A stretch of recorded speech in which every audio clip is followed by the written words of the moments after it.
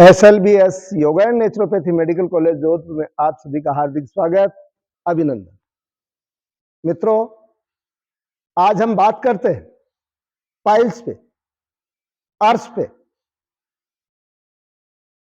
जिन मेरे भाई बहनों को पाइल्स की समस्या हो जाती है वो ठीक से ना तो बैठ पाते और ना ठीक से चल पाते और उनकी स्थिति बड़ी दयनीय होती है। पाइल्स दो तरह के होते हैं, एक बादी और एक खूनी। कुछ एक भाई बहनों को खून गिरने लग जाता है और कुछ एक के नसें फूल जाते हैं। अब मैं आपको बताता हूं कि पाइल्स का कारण क्या है। पहले उस कारण को जाने। हम डॉक्टर के पास जाते हैं, डॉक्टर हमें एक ही राय देता है, क्या कुछ समय के लिए दवा करो, फायदा होता है तो ठीक है, और अगर फायदा नहीं होता है तो फिर ऑपरेशन करवाना पड़ेगा। मित्रों, ऑपरेशन करवाना समाधान नहीं है। जो सेल अबनॉर्मल होकर के बढ़ा है उस सेल को अगर आप कटवा देंगे तो वो पुनः भी, पहले एक मसे को आपने कटवाया और उस जगह 2, 3, 4, 5 और भी उठ सकते हैं। जिस प्रकार से हम एक पेड़ को काट देते हैं और बरसात का मौसम आता है और वही पेड़, उस पर कितनी शाखाएं खड़ी हो जाती है।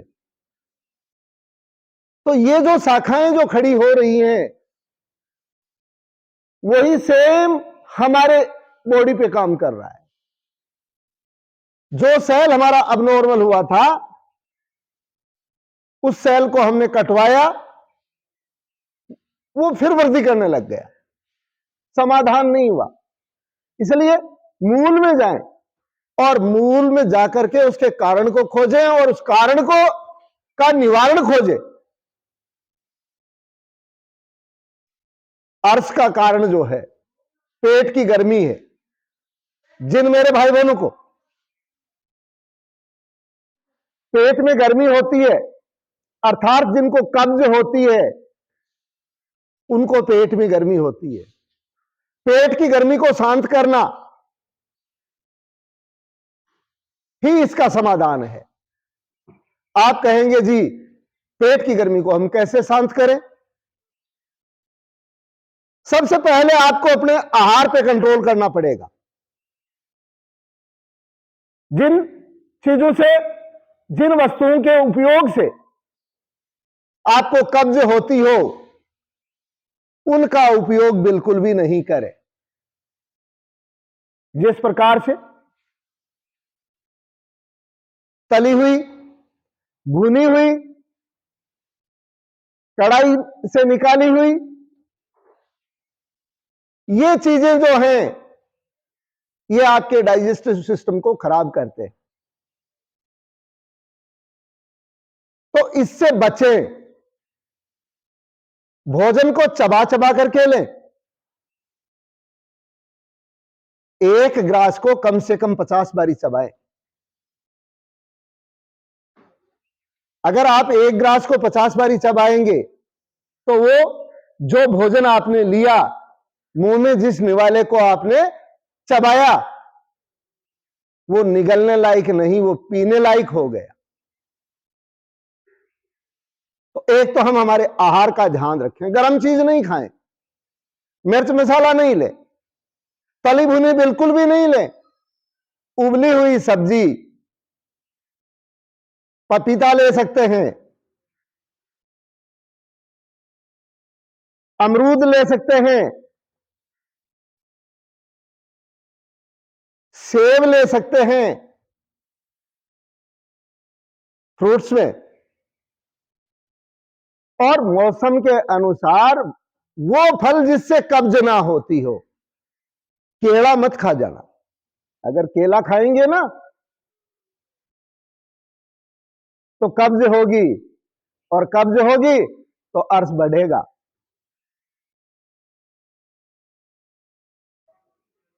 अब हम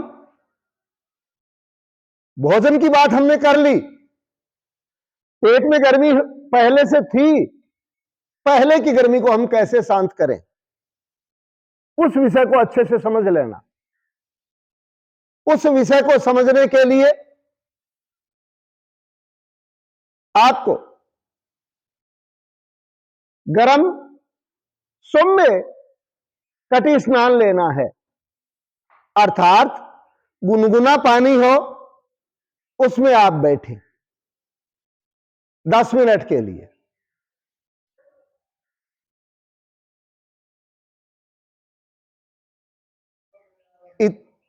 ये 10 मिनट का अभ्यास करें और बाहर निकल करके अपने कपड़े बदल,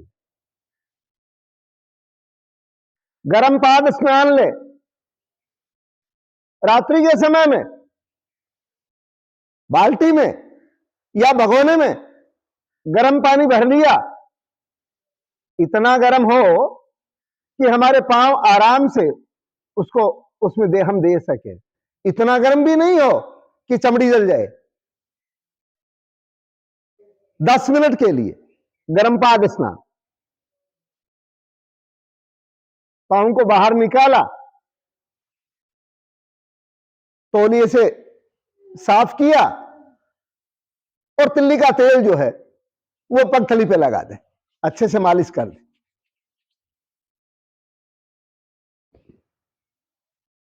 अगर मसा ज्यादा बढ़ा हुआ है, दर्द ज्यादा कर रहा है, तो गर्म ठंडा सेक करें। मिट्टी पट्टी पेट पे लगाएं और अर्च पे लगाएं। आप कहेंगे जी मिट्टी पट्टी क्या है ये? मिट्टी पट्टी चिकनी मिट्टी जो हो, उस चिकनी मिट्टी को हमने रात्रि को भिगो दिया और अगले दिन सुबह उसकी हमने एक पट्टी तैयार की और वो हमने पेट पे लगाई और वो हमने गुदे भाग पे लगाई।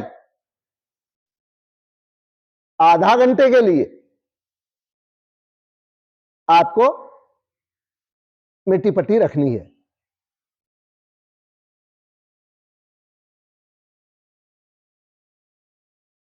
उसके पश्चात आपको गर्म ठंडा कटी स्नान लेना है। जिनको दर्द ज्यादा हो रहा है उनके लिए बता रहा हूं मैं, जो बैठ नहीं सकते, गर्म पानी में बैठे 10 मिनट के लिए और निकल करके 10 मिनट के लिए ठंडे में बैठे। यह अभ्यास आपको करना। मॉर्निंग में सुबह जब उठे तो हरड़ का मुरबा, एक हरड़ निकाली, जिस प्रकार से आंवले का मुरबा आता है ऐसे हरड़ का मुरबा आता है। एक हरड़ निकाली, उसको अच्छे से धोई और चबा करके खा ली। उसमें जो बीज निकले उसको तो फेंक दें और उसको अच्छे से चबा करके खा ले। और एक हरड़ रात को खा ले।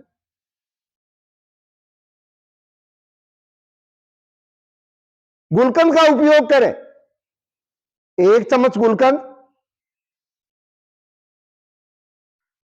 सुबह दूध के साथ और 1 चम्मच गुलकंद की रात्रि को। परंतु शुगर के जो पेशेंट हैं उनको गुलकंद नहीं खाना है। सावधानियां रखना नहीं भूले, वरना समस्या खड़ी हो जाएगी। उधर अर्श में तो फायदा होगा और शुगर हाई चली जाएगी।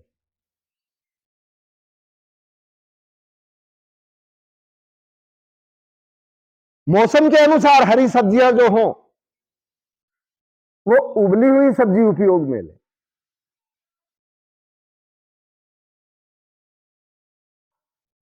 और यहां तक कि अनाज में आप बाजरे की रोटी खाएं।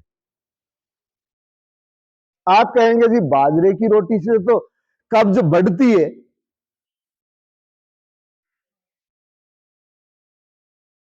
मित्रों, बाजरा जो है उसका स्वभाव चिपकना नहीं है।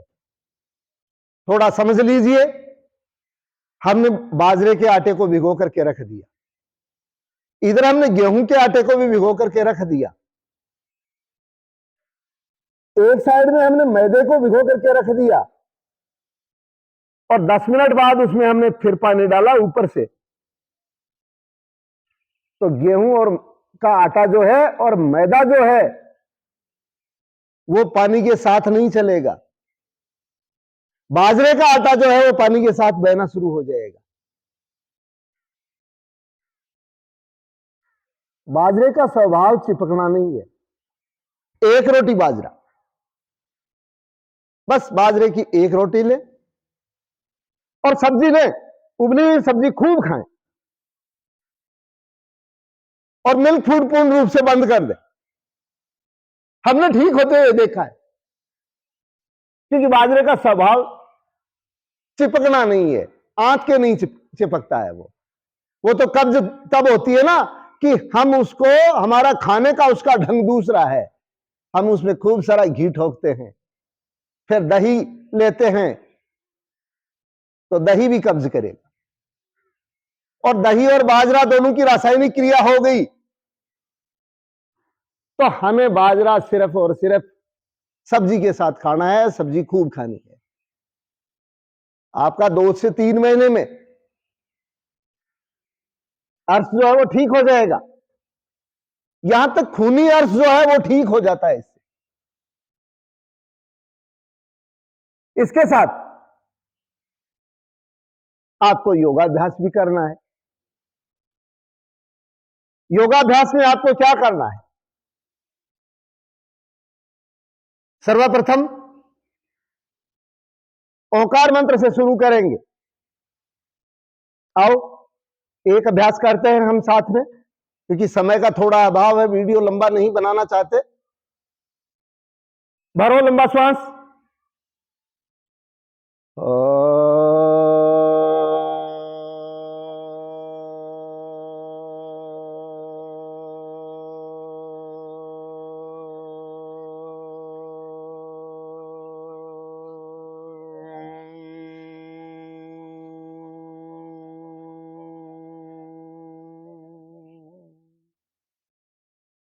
इस प्रकार से आपको ओंकार मंत्र की नाद करनी 3 बार, फिर गायत्री मंत्र, उसके बाद कपालभाति करनी है आपको। फास्ट नहीं, आराम आराम से।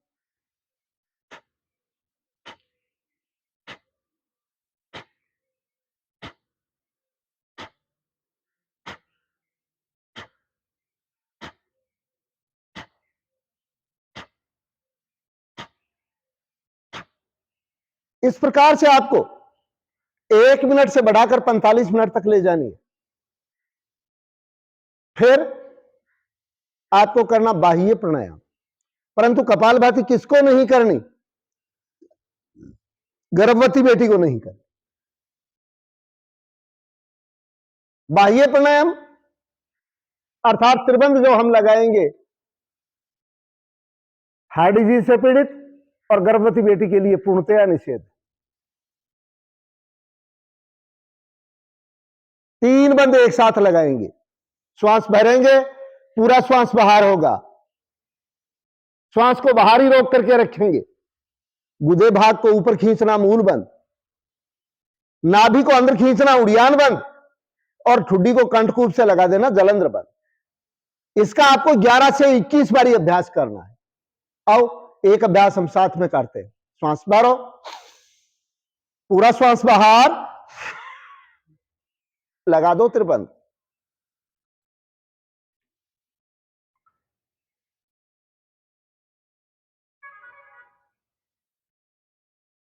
आओ वापस। जितनी शक्ति उतनी भक्ति। हाँ, एक बात का जरूर ध्यान रखना, कपालभाति जब करें तो साथ में मूलबंध लगाना छोड़ना, लगाना छोड़ना।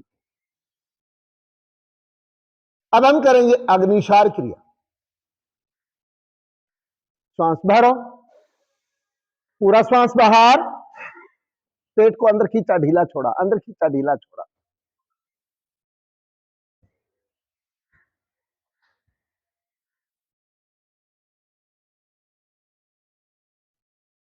यह अभ्यास आपको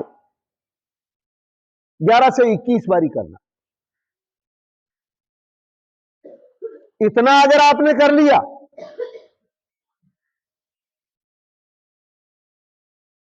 तो पाइल्स से निजात मिल जाएगी। आयुर्वेद में अर्कलपोटी, सप्त विशुंठी गूगल और त्रिफला गूगल देते हैं, परंतु ये अगर आप कर लेंगे तो उसकी लेने की जरूरत ही नहीं पड़ेगी, बिल्कुल भी जरूरत नहीं पड़ेगी आपको, और आप ठीक हो जाएंगे।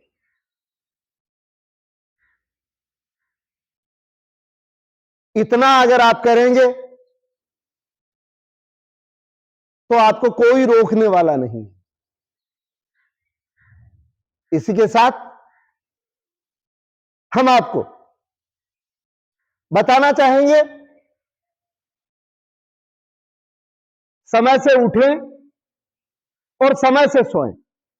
रात्रि में लेट तक नहीं जगे, 10 बजे से पहले सो जाए और भोर में 4 बजे उठ जाए। इसके साथ सुबह जब उठें, लेटरिन वगैरह से फ्रेश हुए और फिर वज्रासन का अभ्यास, मंडूकासन का अभ्यास। वज्रासन की मुद्रा आपको पहले भी बताई है, फिर बता देते हैं। ये वज्रासन की स्थिति, ये मंडूकासन की,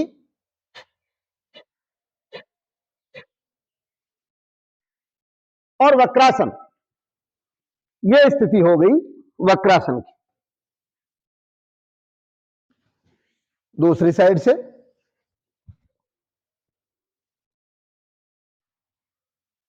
और पवन मुक्तासन, अपने स्थान पे लेट गए और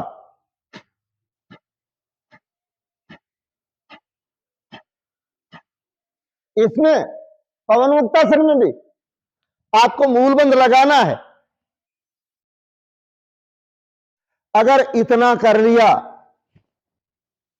तो कैसा भी अर्श क्यों ना हो, कैसी ही पाइल्स हो, चाहे बादी हो चाहे खूनी हो,